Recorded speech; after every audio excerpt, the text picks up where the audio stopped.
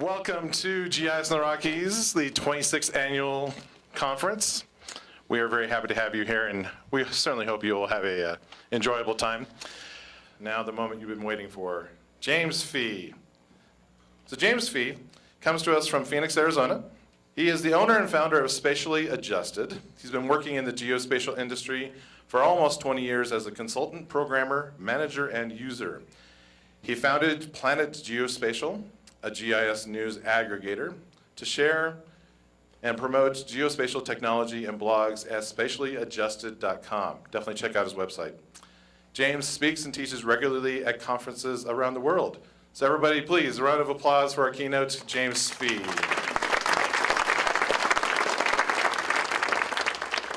Thank you all for having me come here. I just gave this talk in Winnipeg last week. Of course, I had to go through and scrub all the pictures of the Queen and beavers out. So if you see a beaver appear, it was a joke for Canada. It wasn't anything. It happens sometimes. I'm just going to talk about how you can remain relevant in geospatial tech. Yeah, you guys, we love that you guys are doing so well at football this year. It's comforting to know that a good team like the Broncos can. God, I think I put more effort in this than I expected. There we go. There he is. Good old John Elway. I even lost my train of thought. So a little bit about myself. Actually, this slide I had to update this week. I was having someone look at my slides, and she pointed out that it wasn't 18 years, it's 19 years now. So I don't think I'm ever going to update this slide ever again. I think 20 years is the magical year in technology when you realize you are irrelevant because you don't know anything anymore. Some facts about me: I don't own a GPS unit, never have. So I've never actually, other than through work, I've never collected a point in my life, other than my phone doing it automatically. And I have a SparkStation 20. Anybody else have a working SparkStation? There we go. Awesome. Yeah, and it's got the, oh my goodness, he's the man over there. Yeah, right, mine still works too. Love it. Let's tell you, it's sometimes the old school is the best school. Yeah, it's just, I can't believe this guy sells cars now. Does he do something else? Steak? Yeah, I saw that in the airport. He's got Elways. With, I guess it's is that a real Super Bowl trophy, or is it like a fake one? Do you know? Because you walk by it and you see everyone taking a picture, but you're wondering if they're taking a picture of a facsimile of one. I don't know. My son actually, he plays baseball. He's 10 years old, and his team won state or finished second in the state, and they got these fancy rings, which is pretty cool. And he's all showing me how it has diamonds in it. I'm like, I don't think they're giving 10-year-olds a diamond ring for finishing second in the state of Arizona. But the future, right? The future isn't always what you expect, right? I mean, I don't know what I expected John Elway to look like in 2013, but it was probably not selling Chevys. I thought, as far as the future of GIS and how you can stay relevant, I thought I'd go back and sort of think about how I got here. And I think a lot of you probably have gone the same route as I have. It's just, you sort of end up where you end up, and when you think about how you got here, it's kind of amazing. One of the first things that I think that got me thinking about mapping and technology was these triptychs. I don't know if they still make them anymore, but for those that are young and don't remember these things, you actually used to go down to AAA, and you'd say, I want to go from Denver to LA, and the lady would go back into this big wall here, and she'd pull down these individual pages, and she'd take not a Sharpie, but a highlighter and highlight the route you were supposed to go. And you'd basically go along, and you'd flip the page, and you'd flip the page, and you'd flip the page, and it was interesting. It was a great way to get started in mapping, though, because I used to love these things. I used to grab in the back seat, and I remember my dad yelling at me, saying, hey, where do we turn, where do we turn? And I'm like, no, I'm not done reading the map yet. This was sort of the first thing where you sort of figured out navigation, because on maps, you'd fold out that map, maybe put it across the front of your car. But these were kind of real, like if you think about today with iPhones, it's like, or Androids, it would route you the exactly way, and you didn't care ways off your route. The other thing, I think most GIS people love this game, Risk, right? That was a fun game when you started, thinking about mapping and taking over the world. I guess that's a great thing for the United States. We love to think of ways we can take over the world. But we used to actually grab real maps, and we'd highlight countries around, group countries together and create areas to go. And we used to, go through and try and take over Asia and North America and South America. It was a lot of fun. And it's funny, my son, he loves Risk, but he plays it on his iPad. He doesn't know about maps and hard copies. And I sort of wonder if there's a lost art with cartography these days, is because everything is designed for digital devices and not for printed. The other thing I used to love doing, and this is definitely something that doesn't exist anymore, are atlases. I used to have this atlas that I remember my parents got me. It was this big, fancy atlas. It was humongous. It was probably 2 feet tall and a foot and a half wide. And I used to keep it by my bed at night, and I used to read it. And I think I looked at every label on every map in the world, which was always pretty interesting. And my son kind of, I think you have an influence on your kids, and he sort of looks at this too, except he uses Google Earth to do this. So he grabs Google Earth and he just starts panning around with it, turns on the Wikipedia layer and starts clicking on things, which is actually kind of cool because my dad had gotten us a World Book Encyclopedia as well. And it was a little hard. You had a map and you had the encyclopedia and you had to look things up, and it was and those things were out of date. I think I was using a World Book Encyclopedia from 1983 when I was in high school, which was about 8 years old. In fact, I think those encyclopedias are old anyway. But I used to love flipping through these maps. And it was something that I remember my mom always yelling at me that my atlas was on the floor. I guess I followed my dream, right? The other thing, I wish this was totally my picture, but this really was my life. And I want to point out those that are really geeky. Up at the top, you see those are Star Wars glasses that you would get at Burger King.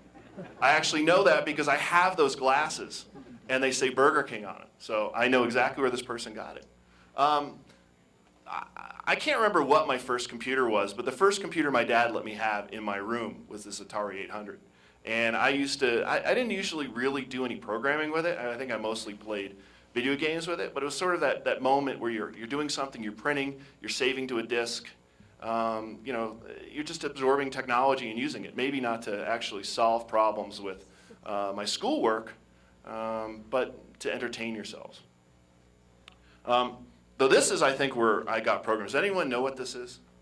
Logo, absolutely. How many people actually programmed with Logo when they were younger?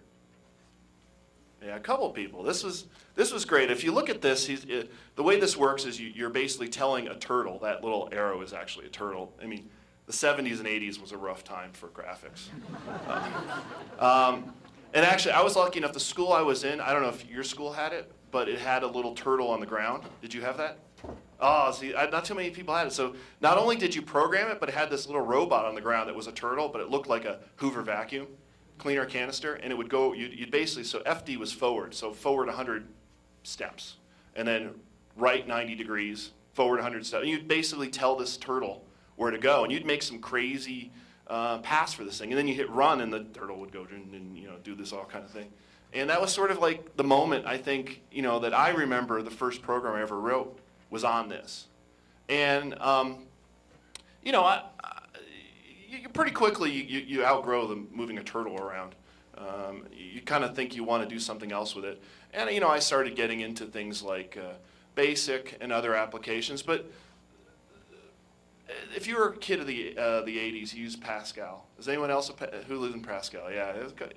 Wow, there's a lot of old people around here. I don't think they teach Pascal anymore. Who's in college right now learning computer sciences? Do they still teach this? Yeah, I don't think so. I think they learn real languages. This was something you sort of learned, and then you realized you couldn't use it in the real world. And sadly enough, if you learn this thing, it didn't turn one portion to two either.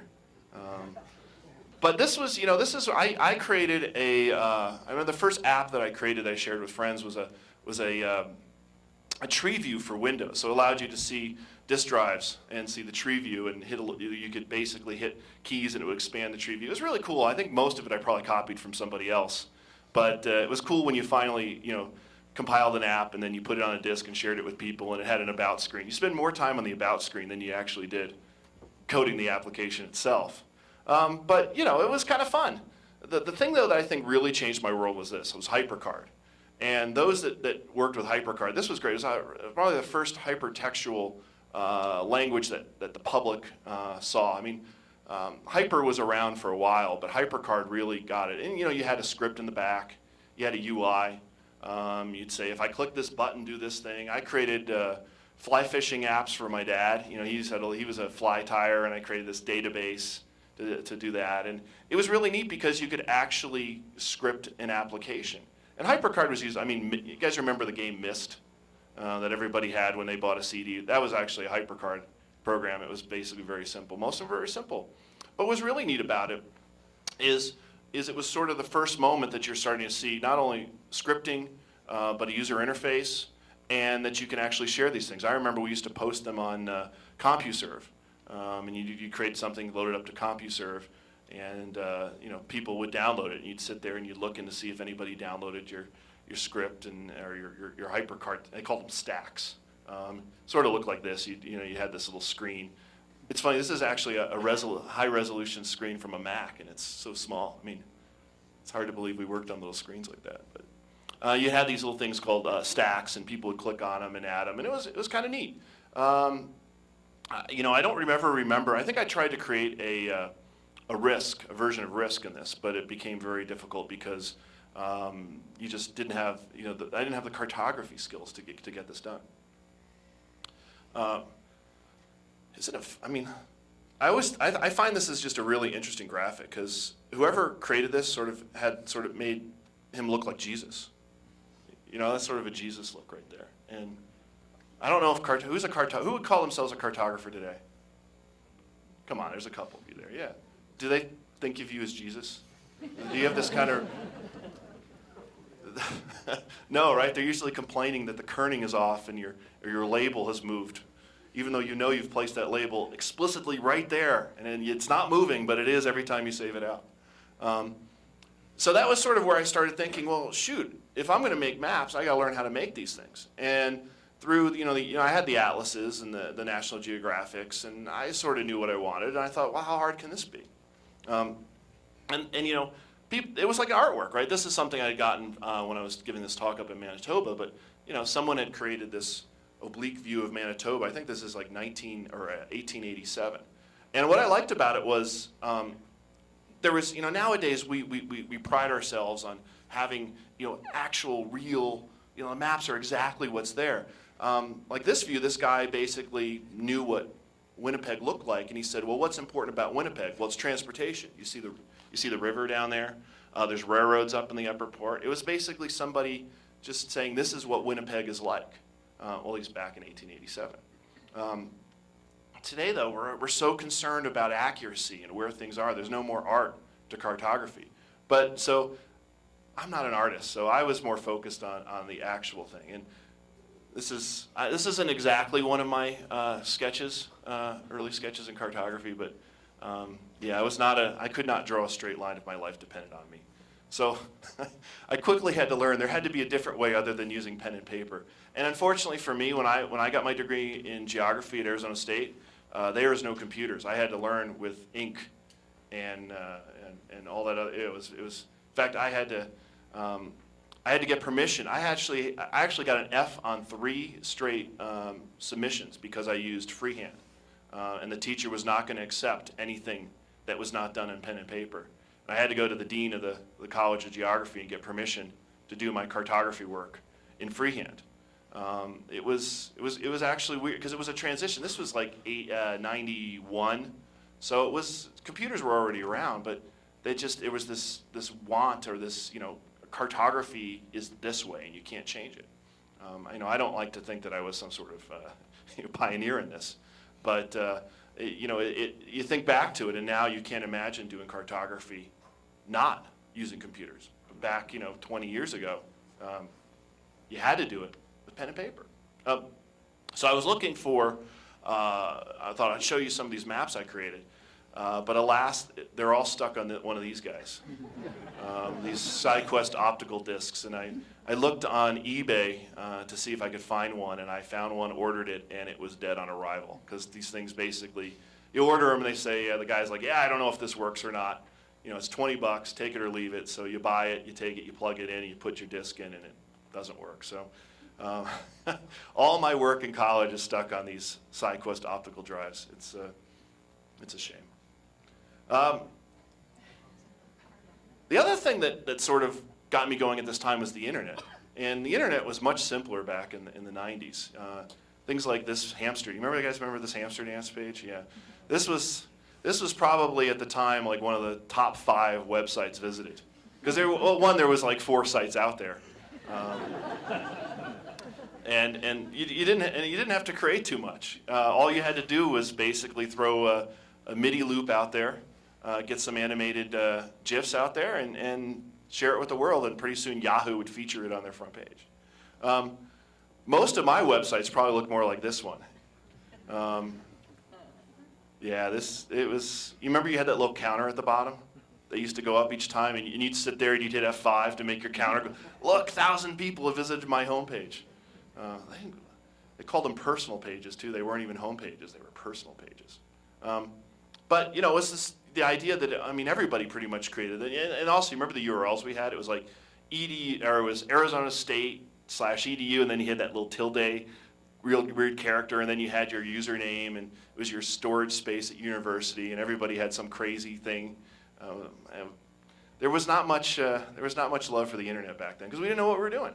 But at the same time, I got introduced to this thing, ArcInfo. My first ArcInfo was ArcInfo 4.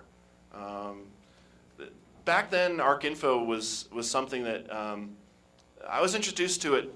I worked for the city of Mesa in Arizona, and it was for the mid-decade census, right before it. So this was like 1994, 93, 94. And Census Department came with 2 things, a Spark 10 workstation, which was awesome, and ArcInfo with a whole bunch of binders. And if you remember, ArcInfo used to come, everyone's nodding their head, those binders were awesome. And the planning department's like, what the heck do we do with this thing? One, it was Solaris, and they couldn't even figure out how to log into it. And 2, ArcInfo was something they had never seen before. So I basically taught myself ArcInfo, starting with binders, 1A, and started reading it and got to Z eventually. And it was sort of, before then we were doing work with freehand, and this was sort of the way I could create maps without having to use freehand. And I knew projections, I knew all these things, but freehand didn't understand it. I would export it as an EPS or something like that, and just sort of massage it. So finally, you had an ability to actually, we were talking about the kind of perspective, the 3D perspective of Winnipeg. When I imported data, it was exactly how it was. So that was all great, except for the fact it ran on Solaris, and nobody had Solaris. Esri came out with ArcView a year or 2 later, and this is where we started doing some really amazing things. You could create, you remember the Arc scripts? Everyone loved Arc scripts. You go there and you could download a script that did basically anything you need. I created this Kogo script that was actually used to be in the top 20, but people don't. Why are you guys not downloading my Kogo script anymore? I'm not on the. I feel left off. I tried to extend it to show you where it was in the top, but it's like 50 and you couldn't read it anyway. And eventually becomes a moot point. But you could create it. You could actually create an app. So going back, these were scripts. I could script something. I could have a UI. It could do something, and I could share it with the world. And I could make a script out of it, post it. You guys could download it, add it to your ArcView, and away it went. This is pretty much where I think we all sort of realized that Esri and ArcGIS was going to be something big, because everybody wanted this on their desk, whether or not they knew how to use it or not. And of course, Esri hated this because there was no way for them to track usages. Everybody would buy 1 copy of ArcView and then install it on everybody's computer. In fact, someone told me they still have a copy of 3.2a that they install again and again, and he's moved 5 or 6 companies. So that's a lot of lost revenue, I guess. Does anyone besides me remember this Map Cafe? Yeah, everyone's shaking their head. This thing was a beast. So someone at Esri had this great idea. The idea was ArcView was on everybody's desk. The internet is big, and what we should do is combine those 2 things, ArcView and the internet. So this was a $20,000 extension to ArcView that enabled you to actually publish any view in there as a map. And they sort of look like this. You got to understand the world back then. Your server required a gaming video card in it because these things weren't rendered. They were rendered with the video card. So we used to always, I remember we were doing this thing for Penn State, and we told the guys, I said, yeah, you need to get these NVIDIA or these ATI video cards. And the guy's like, these are gaming cards. We don't need them in our servers. I'm like, no, you need them in your servers because this thing renders, it bitmaps. But this was really cool. I mean, we take this sort of for granted now. You'd have you have a map, an ARC map, and you can hit publish, and it can be an ARC server in a couple seconds. That's what this did. Of course, it was clunky. This was Java. You could we tried to change some of these icons at the top, but you basically gave up at them. I think the scariest thing about this is, I mean, look at those icons. They have not changed. I think we are using those same icons today that we were back then. I'm still, it's funny, I'm working on a project right now and I'm doing documentation for it, and there was a requirement to have zoom in and zoom out buttons, so the little where you draw the thing. Trying to document what a zoom out button does to describe it is impossible. It's like, well, it zooms you out, but how much does it zoom out in the ratio? And you're trying to describe this in text in a paragraph, and it's without using some sort of algebraic expression. I don't even know why we have those anymore. But this was sort of it, where it was all sort of coming together, right? You had an authoring tool, ArcView. You had a cartographic tool, that happens to be ArcView at the same time. You had a way to publish on the web. You basically hit publish, and it would copy it to some directory on your Internet Information Server, and then you told the world to go look for it. The only problem was if two people hit this at the same time, it wouldn't work. So as long as you only had one guy looking at your web app at each time, it worked great. If it failed, it had this little crazy clip art of a sweating server that would come up. And I was like, I don't know if they licensed that thing, but it was like this server. He was trying to work, and he was just... Yeah, so you think about it. I mean, imagine today if only one person can hit a website at a time. I mean, it's ridiculous. I mean, today we do this. This is kind of hard to see at this resolution, but nowadays we get this nice kind of. This is a Visual Studio. I think it's 2012, and this is an Esri JavaScript API. It's just that's about as much lines as you need to create a map that thousands of people can hit instantaneously, and it doesn't it doesn't cost you anything. You can go grab the code from Esri, you can put this together, you can post it somewhere, and it's free. It's, $25,000 for a map server. That was just what we had to do. That's why they weren't everywhere now. And this is just Esri. I mean, I could go on and on about open layers and OpenStreetMap and Leaflet and all these other technologies. But it's kind of funny to think about how you go through these processes, how you're introduced to mapping. And then you get to something like this where basically it's copy and paste. So what's the takeaway? Why am I telling you my history? Hopefully you weren't too bored. I love this movie.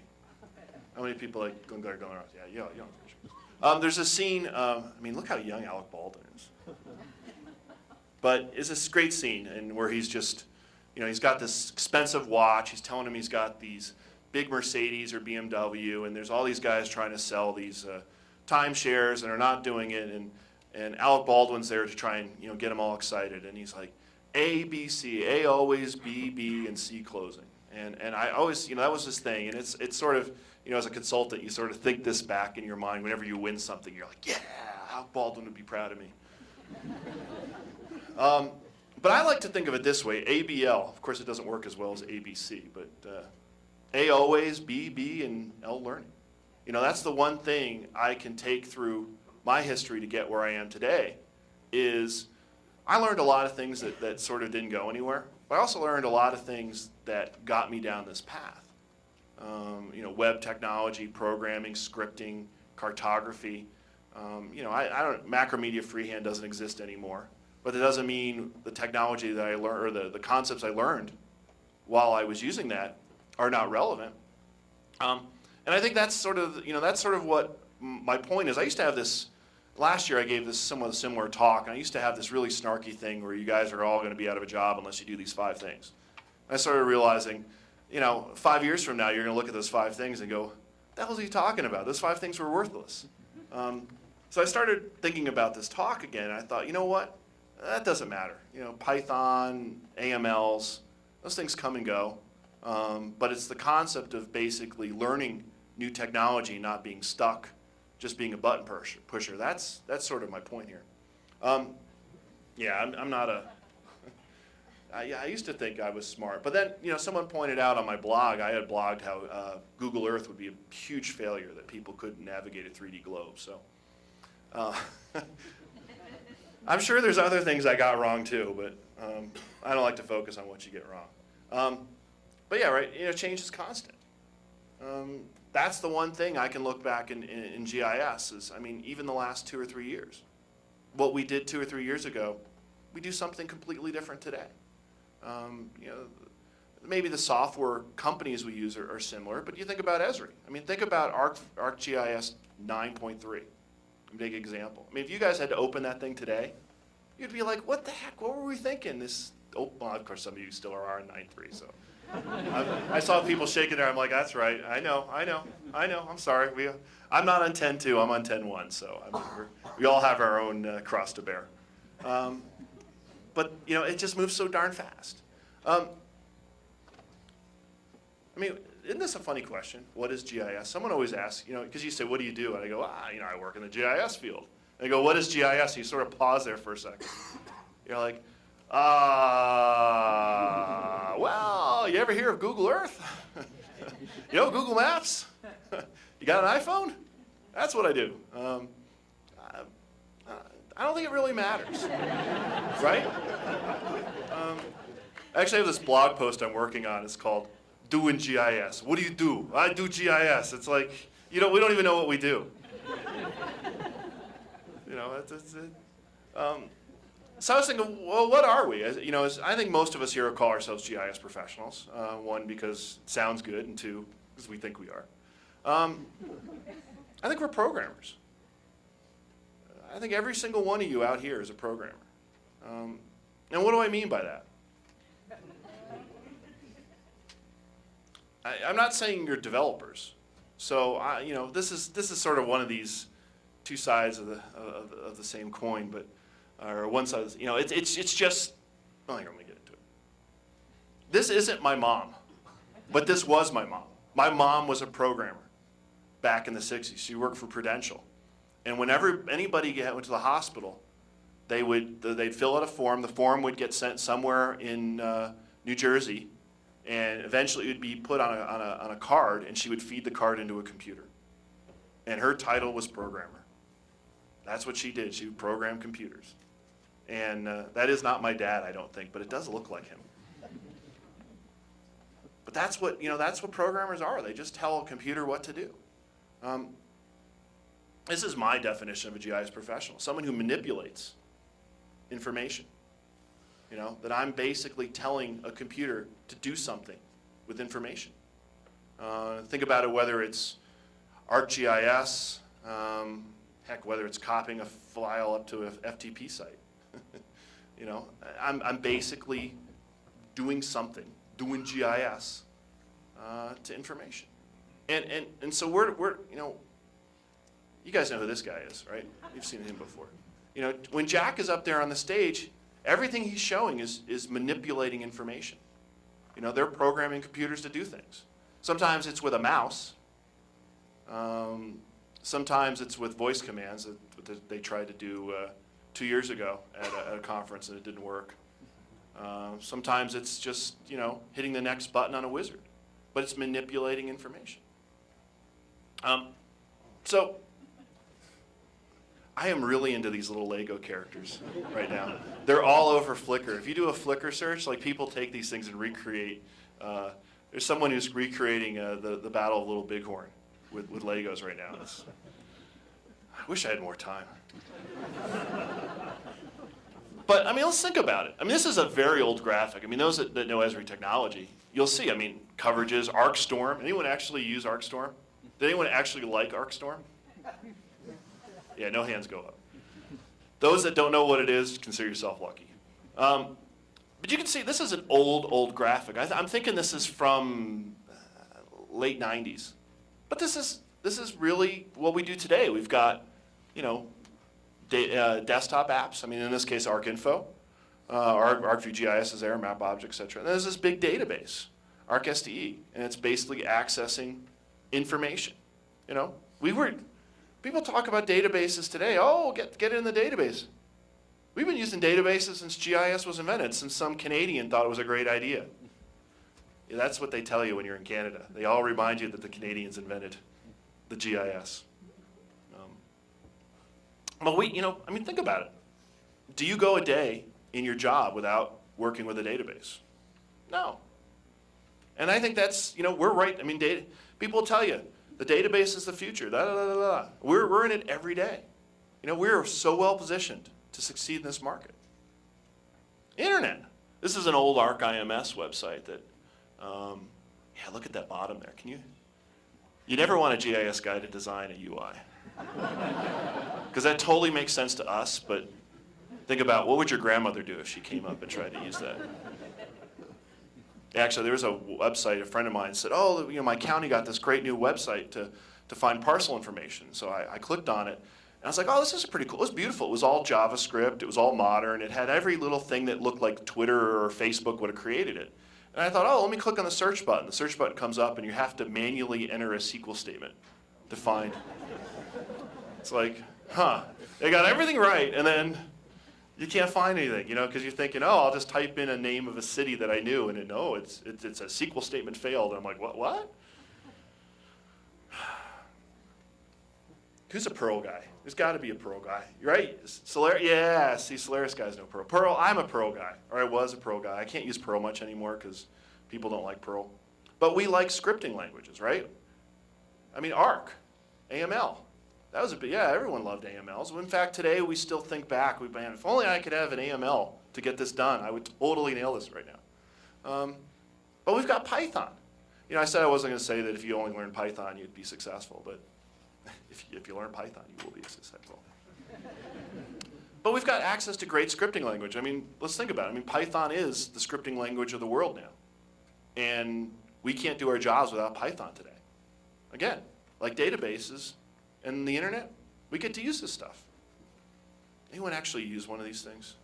Yeah, these were great. So when you bought Esri years ago, I mean in the 80s, you actually bought a prime computer to go with it.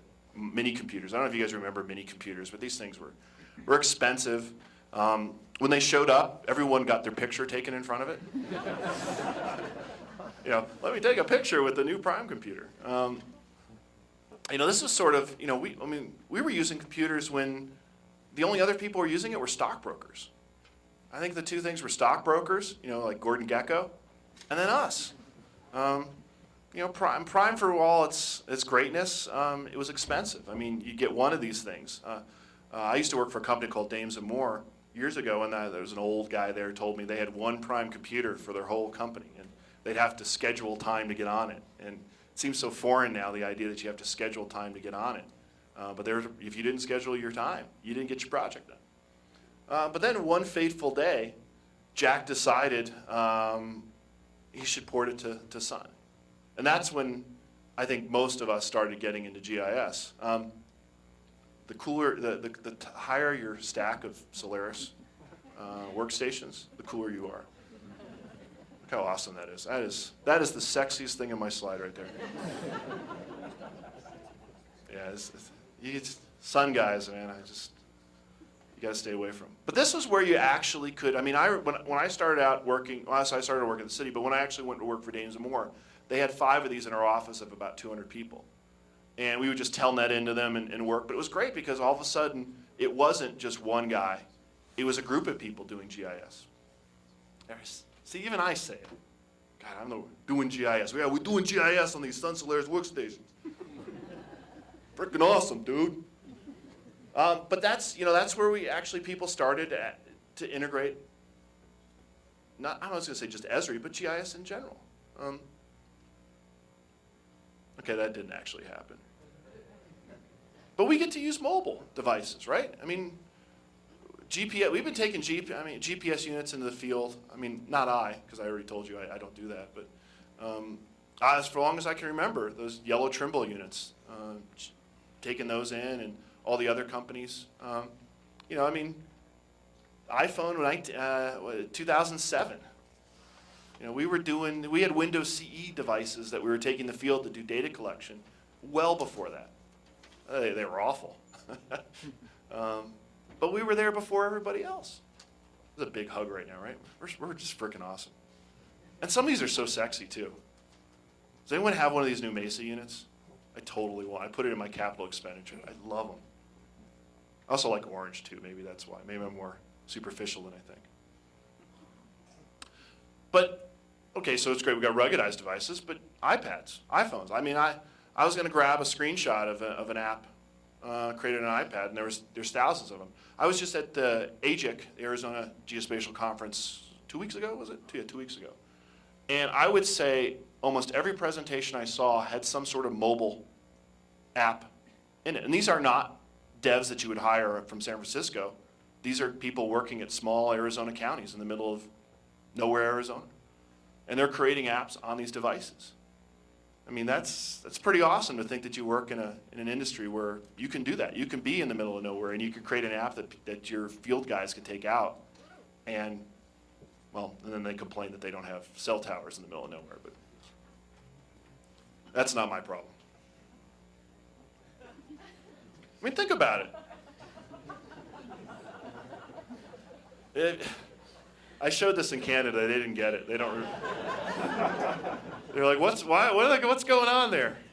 I mean, most of us remember this poor little kid and the guy with the big gun in it. But imagine if the GIS guys went in there and did this. He's got his ruggedized laptop. He's got his little map of Cuba. And then, of course, when you're in the field, right, you might as well do data collection. So there's buddies in the back with his Trimble unit collecting data. But how cool would that be if we were the guys doing this, right? We got the hardware. We got the ruggedized laptop.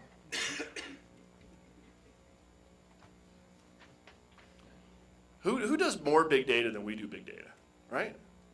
We used to talk about petabytes when people didn't know what petabytes were.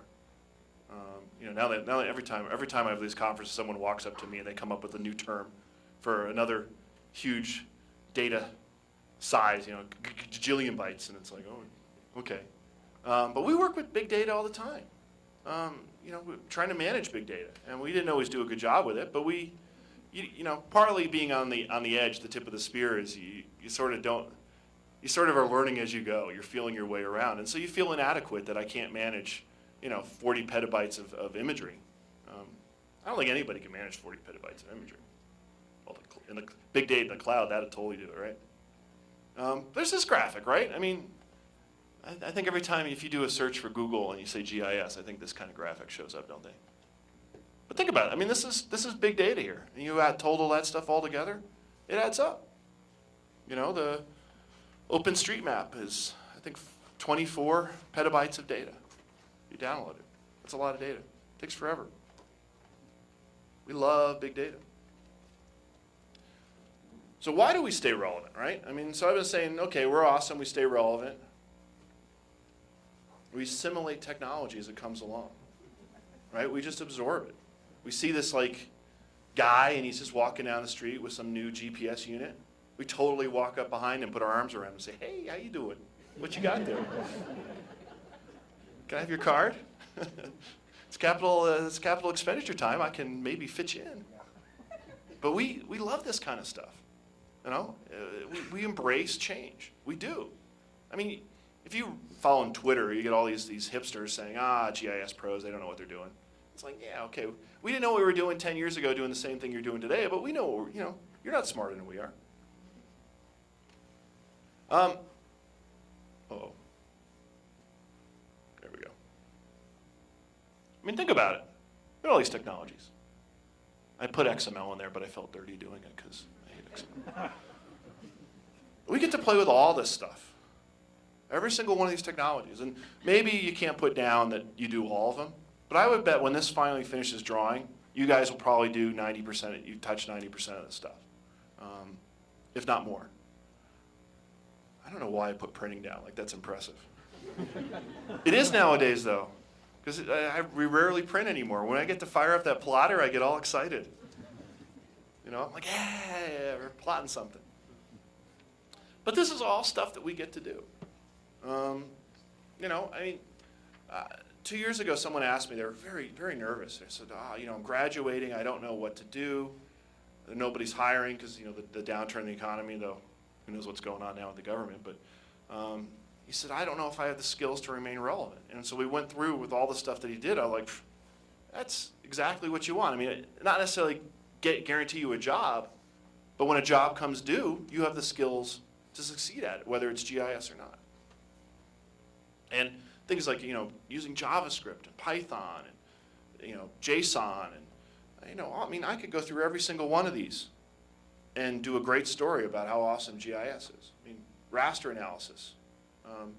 How many of you guys have heard this new format called Topo JSON? It's this new format that came out. It's sort of like GeoJSON, except it understands topology. And we all know what topology is, the relationship between two items. This guy invented it, Migursky, but what he used was the description of the E00 file. He said, oh, there's this crazy old GIS format from the 80s, and I found the description of it, and I used it to create TopoJSON. You know, and everybody's so excited about TopoJSON. Oh, it's got topology in it. It shrinks files down immensely, and you're thinking, man, we were using that stuff before you were born. You know, E00s. But that's really cool. I mean, it's stuff that we take for granted.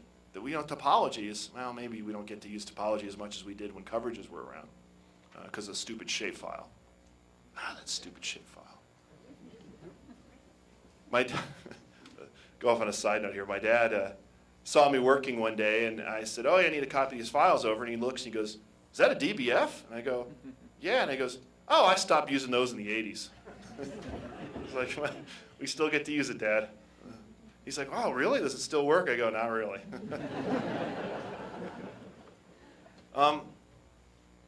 This is I mean, this is City Engine. How many of you guys have been playing with City Engine? How many are lucky enough to be playing? A couple. Yeah, URS is going to sign as this ELA that's coming, so hopefully I'll get to play with it too. But I mean, this is GIS data right here. This isn't some rendering like 3D Studio Max. This is just GIS data, and we at URS, a lot of my guys, we don't have City Engine yet, but we use something called InfraWorks, which has been 5 or 6 times renamed Autodesk app, but it's sort of like City Engine, allows you to do live rendering of data. And the stuff we output is incredible. And you think this is just essentially live GIS data. I look at this and I think, God, a GIS guy actually created this? Maybe we're not as unhipster as we think we are. I said I'd talk a little bit about Python. It's the bee's knees, folks, the bee's knees. And it never gets old, does it? Feel free to share it, to use this slide wherever you want. Would anyone disagree with that? We all love statistics, right? I love statistics. In fact, I still remember back using SPSS and all the cool stuff I got to do with that. I have to use Excel these days, and I hate it. This is also true. If you like statistics, you like baseball. I had to do this in Canada, and it didn't translate, so I had to change hockey. But I felt dirty doing it. I'm a little nervous to hit next.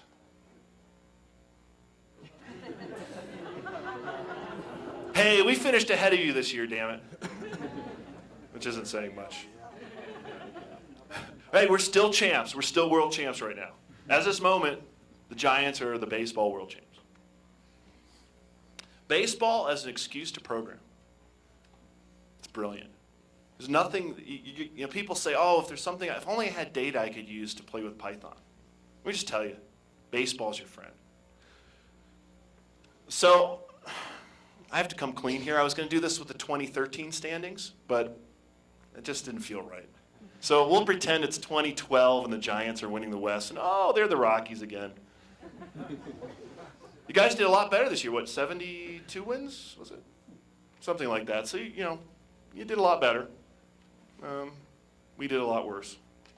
But this is an interesting graphic here. I mean, if you look in here, there's wins and losses and records and stuff, but there's this one thing called run differential. And you can see it there, third column from the left. And if they're green, they're pluses, and if they're reds, they're negative. The Rockies, negative 132 runs over the course of the year. It's a bad year. But we're the Astros, 211. Yeah, they're pretty bad. There's some bad teams in there. So I thought, well, what if we do something with it? So basically just copied and pasted the data out, removed some columns. So we just got here is teams, their records, highlighting the Giants just because they're awesome, and the run differential. And so what I want to do is I wanted to plot the run differential and see how that affected the team's wins. So just use some SciPy, some things like that, MATLib. I'm going to share, this presentation will be shared, so you can grab this code off of it. It's really easy. Basically what it does is it reads in the data, it plots points down for them, creates a regression line, and then outputs it to an image. You get to use, Matplot, SciPy, NumPy, all really cool stuff. In fact, the more you use these, the more you're going to want to use them rather than ArcPy because they run much faster. Matplotlib is practically Mathematica. So if any of you have paid a lot of money for Mathematica, you could use Matplotlib for free.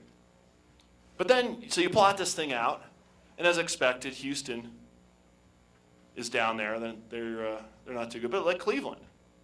Cleveland has more wins than their run differential would say. So I can see that Cleveland stands out. St. Louis, Tampa, Arizona, there on the right, they should have had better records based on their... Where's Colorado? They're pretty close to the line. San Francisco's way on the right there on the upper part with the winners, but look at Baltimore, such an outlier. They did really good based on their runs. But this is kind of fun, right? Baseball. Who doesn't like baseball? I want to see, raise your hand. Oh my goodness, we'll talk later. I don't recommend many books, but this is the book right here, Baseball Hacks. This is a great book. It goes into scripting, using databases, scraping data off the internet, all the things that you like to do with GIS, but get to do it with baseball. And it's a lot of fun. That is an awful graphic, isn't it? I don't know what the cupcakes are for. Because they're cupcakes. Actually, the cupcakes are there because they're cupcakes.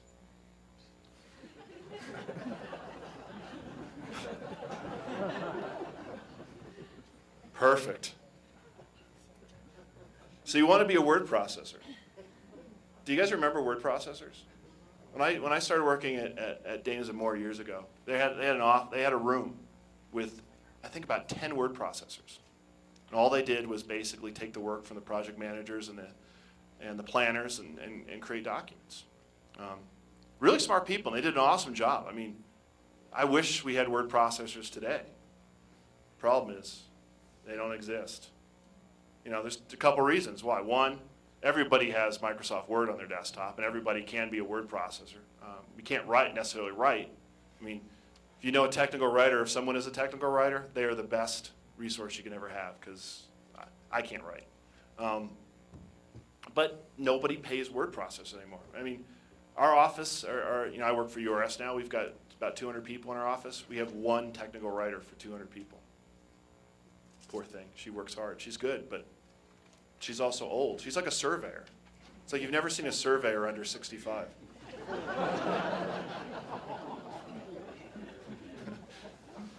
Sorry. I gave a talk at a surveyor conference a couple weeks ago. They loved me.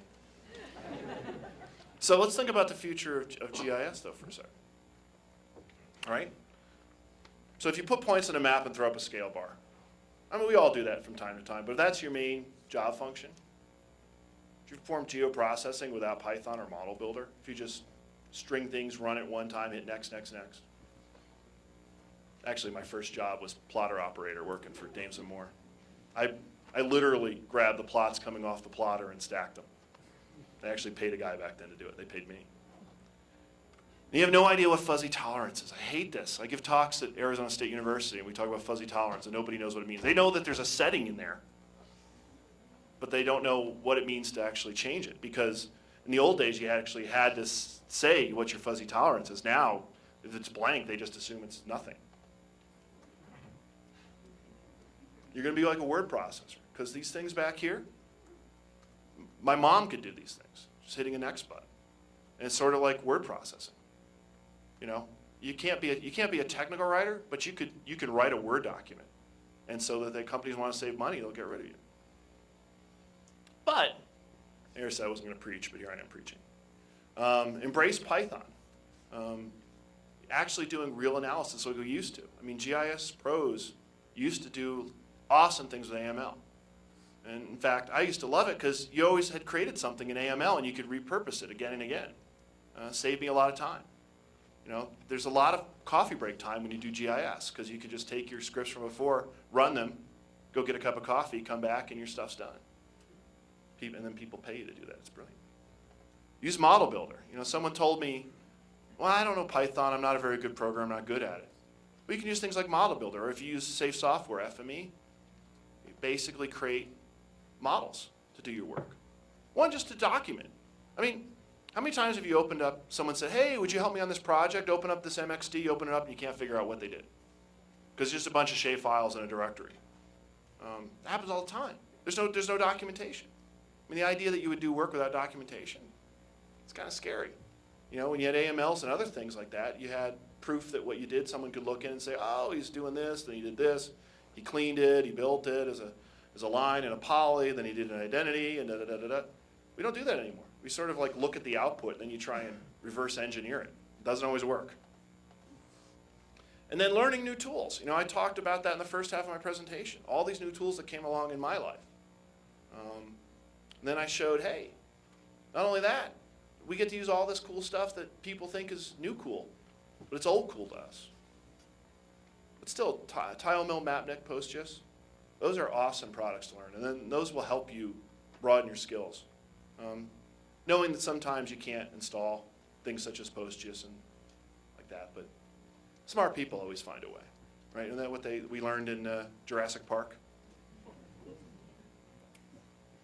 Yeah, that's what you'd be like. Though, you guys probably noticed it's not really a Coors can bottle.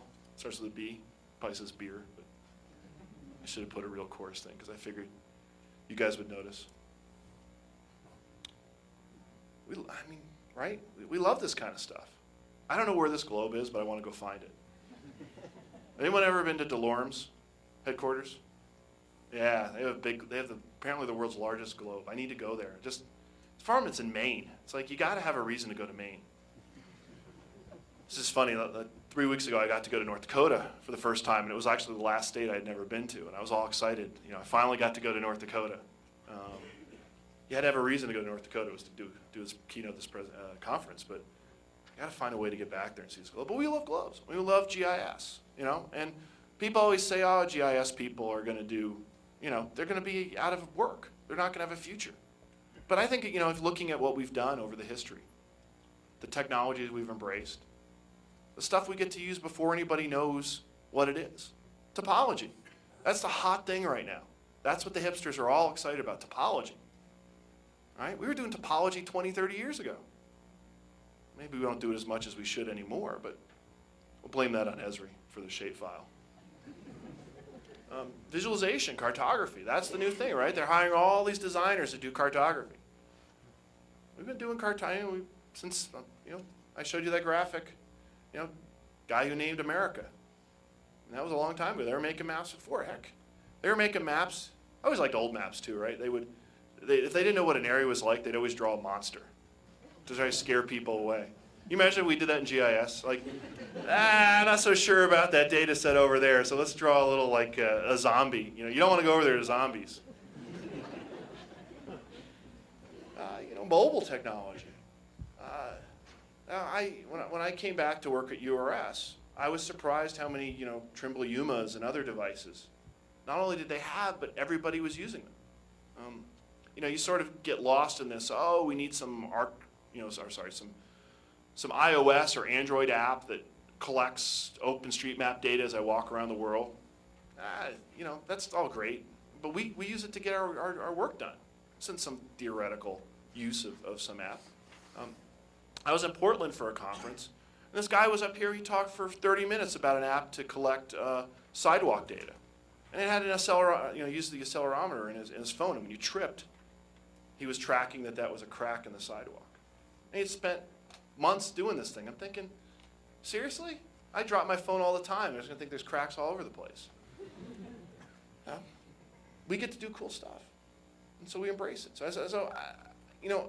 This talk, if I gave this talk, if you saw this talk last year from me, it was very, I'd say, negative and snarky. And I was thinking, this year, I'm going to change it around. I mean, there's nothing to fear, because we are doing the cool stuff.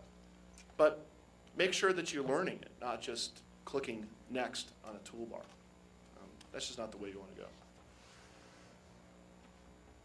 So this is a friend of mine, Andrew Turner, who works for Esri. This is a quote he always uses, and I think this is kind of cool. Printing gunpowder in the compass. Now, Mr. Bacon was not of our time, but Andrew switches this around. He says, internet, mobile phones, and GPS, these three have changed the whole face and the state of things throughout the world. I think he's right. I think the amount of change that's happened since these things have come into our lives. And GIS embraces all three of them. We're at the crux of a new world. And I am so blessed to be doing what I'm doing. I think you all are too. I think you wouldn't be here, especially wouldn't be here at this conference unless you thought so. So, that's it. Here's my contact information if you want to say how wrong I am or how great I am. The keynote will be at this URL here. I will share it with the committee members, but you can copy that URL if you want to steal code and ideas. Go right ahead. Hopefully we're good on time. Perfect. Well, thank you very much, everyone.